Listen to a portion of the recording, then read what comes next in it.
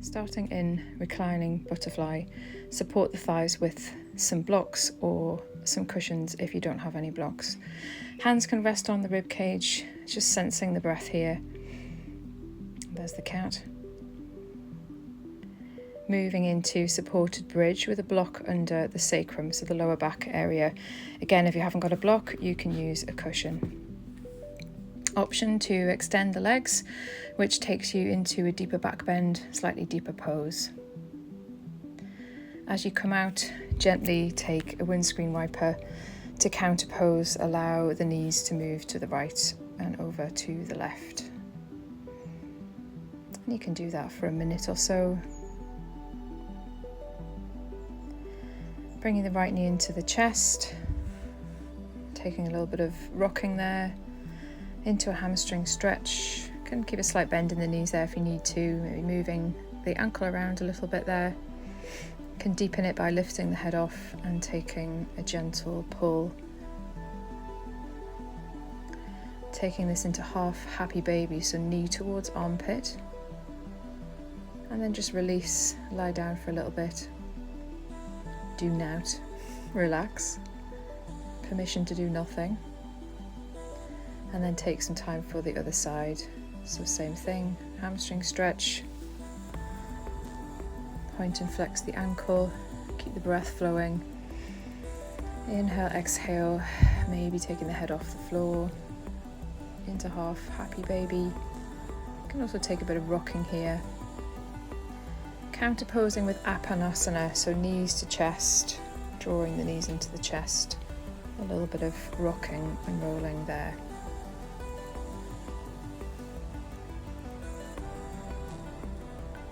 From there, you can also take a hold of the feet to deepen the pose if that's accessible for you. Release and just lie down again for a bit. And as I said earlier, do nout. Moving now into reclining twist, so allow the knee to come across the body and reach the arms back. You can stay for a while and then come into reclining tree pose. I realise I moved quite quickly there through those two positions, but you can definitely stay for a bit longer and then take time for the other side. So each pose, maybe you can hold for a minute, up to 2 minutes. Pelvis on a block again, legs up for waterfall pose. Just allowing a little bit of drainage, lymphatic drainage with the legs up there. If you're near a wall, if you're inside, you can also rest your feet against a wall. That's quite nice there. Coming into reclining twist with a bolster. There's the hubby saying hi. And just lying over the bolster with a twist. You can turn the head as well to deepen the rotation in the upper body, in the upper spine. Just relax the upper body as much as you can there.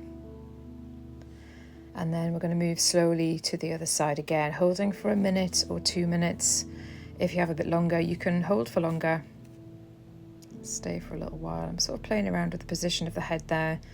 You can look towards the front knee or away from the front knee to increase that rotation in the neck. But if that feels uncomfortable for your neck, just come out gently.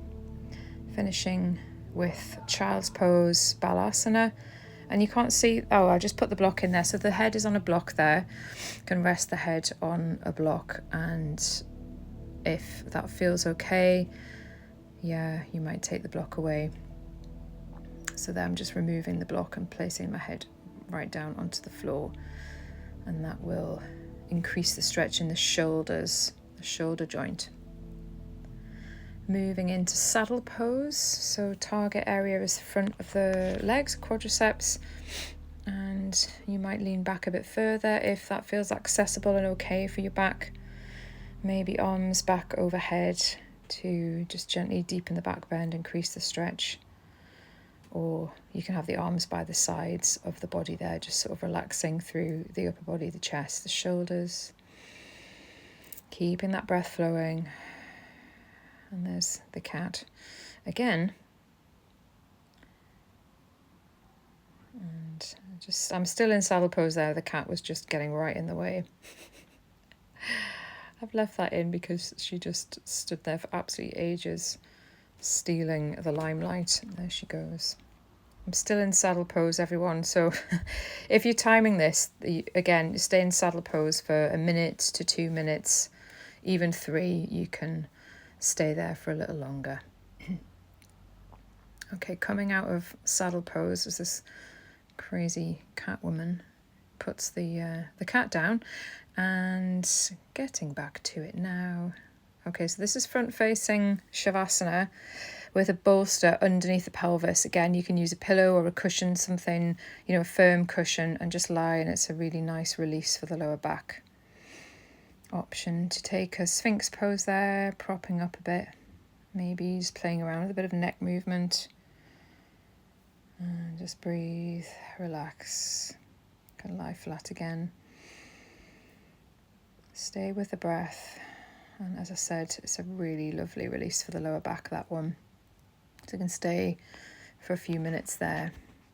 And then carefully moving into Shavasana, stay for a while, up to 5 minutes, however long you've got, and relax.